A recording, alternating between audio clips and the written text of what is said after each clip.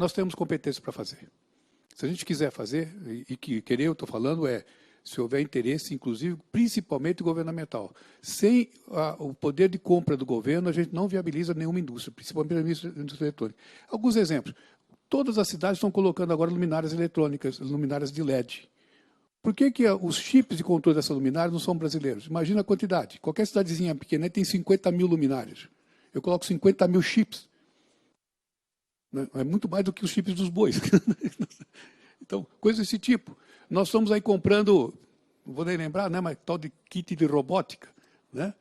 Além de falar das placas, né, semicondutores fotovoltaicos, kits de robótica para as escolas, por que não são feitos com componentes nossos, com controladores nossos, com moldes do Caninos, do projeto Caninos, da STEC?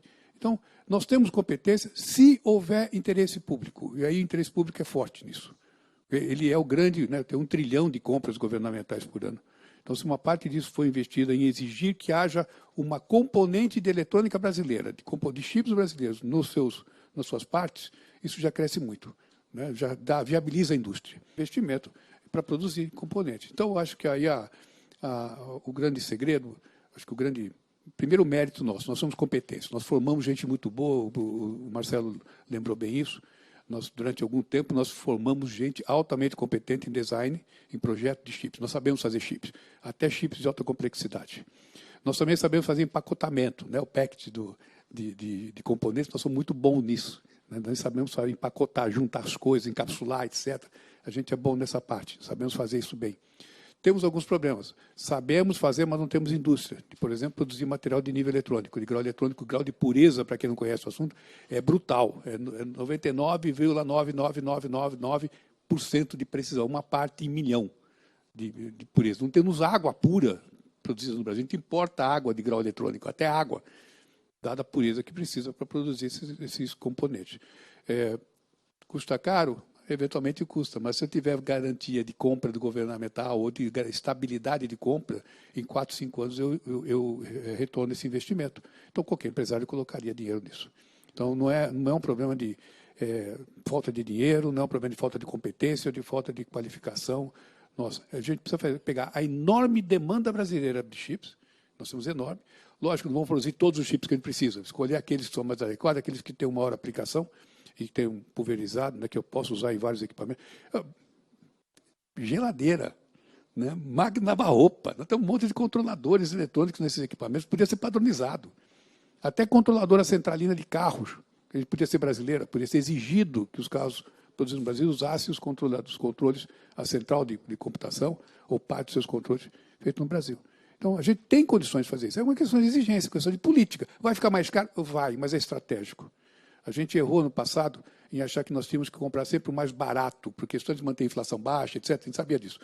E aí acabamos canibalizando a nossa indústria. Que a gente não tinha condições de competir com as indústrias que têm seus incentivos estatais, tipo na China, ou que têm condições de produzir com um custo mais baixo do que nós, e a gente acabou importando coisa que a gente fazia aqui. Isso vale na área de eletrônica e microeletrônica. Nós vimos essa indústria desaparecer. Nós somos bons ainda em fibra ótica, né? A gente produz fibra ótica, exportamos fibra ótica. O mesmo laboratório que iniciou o projeto de fibra ótica lá no Unicamp, que era o LED, se não me engano, produziu o primeiro LED, primeiro emissor de luz brasileiro. Nós fazíamos isso quando ninguém fazia. Nós fizemos fibra ótica quando só tinha mais 2 outros países, a Alemanha e os Estados Unidos. E nós produzimos fibra ótica, até hoje produzimos. Criamos uma indústria que, por questões de compra governamental e agora por compra da iniciativa privada, se viabilizou e exporta. Então, nós temos competência. Não é difícil de fazer isso. A ciência envolvida é complicada, precisa de muita gente, muita competência. Também a gente precisa trabalhar na fronteira do conhecimento, precisa trabalhar com tecnologia de 4 nanos, 5 nanos. A gente pode trabalhar com 40, 60 nanos, está suficiente para atender 99% da demanda brasileira. Isso aí não custa caro. Uma fábrica dessa, segundo me falaram, custa por volta de 30 milhões de dólares. É um valor que o BNDES conseguiria bancar, FINEP conseguiria bancar. Uma fábrica dessa. Se houver garantia de compra, se eu tiver garantias de que o que eu vou produzir vai ser comprado. E aí, deputado, voltamos ao grande problema, quando a decisão de compra depende do governo, aí nós temos o processo de compra nosso que é, né, draconiano, né, assusta qualquer gestor público. Então, um prefeito hoje quer comprar uma luminária feita com componente brasileiro e vai pagar mais caro por isso, eu duvido que ele compre. porque ele vai colocar o CPF dele em jogo, vai ter que explicar para o TC, para o Tribunal de Contas Estadual, depois para o TCU, etc., por que ele comprou. E isso pode implicar em ter seus bens bloqueados durante alguns anos, até ele provar que estava correto aquela compra. Então, precisamos de uma legislação que proteja o gestor público nessas decisões de longo prazo e que tenha, que garanta uma compra governamental ou incentivo governamental para as compras privadas. Quer dizer, a indústria automobilística poder ser obrigada por lei, etc., dados os incentivos que o governo coloca para ela, como contrapartida, comprar componentes feitos no Brasil. O chip, né, um dos nossos... nós acabamos de fazer o nosso congresso agora, da BIPT, a Giana participou, inclusive, né, foi muito interessante a apresentação dela, sobre insumos estratégicos. Nós estamos correndo riscos em várias vertentes, né, várias verticais de negócio por falta de insumo estratégico. E componente eletrônico é um insumo estratégico para várias indústrias, inclusive saúde. Na saúde, todo equipamento médico hoje leva componente eletrônico com um certo grau de sofisticação.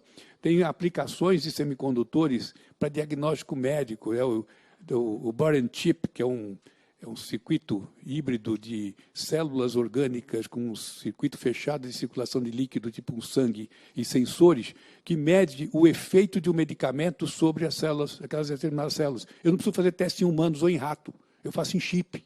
Coloco o princípio ativo naquele chip, naquele circuito, e ele vai afetar as diversas células. Tem células de fígado, células de estômago, células de pâncreas, células de cérebro, neurônio, e eu vejo o efeito num chip. Eu tenho o Lab and Chip, que é um chip. Imagina uma caixa de ovos, aquelas caixas de ovos, extremamente pequenininha, em que cada posição daquela chave tem um reagente, embaixo tem um sensor. Eu coloco uma gota de sangue nesse chip, ele me faz 50 análises da bioquímica do sangue, imediatamente plugado num pendrive, colocado no notebook. Imagina isso nos nossos laboratórios. Viabiliza uma indústria para fazer isso. O volume de compra viabiliza qualquer indústria desse tipo. Então, nós temos condições, é uma questão só de organizar a política de incentivo e de exigir contrapartida da iniciativa privada para que compre componentes brasileiros e o governo apoiar também na produção disso aí.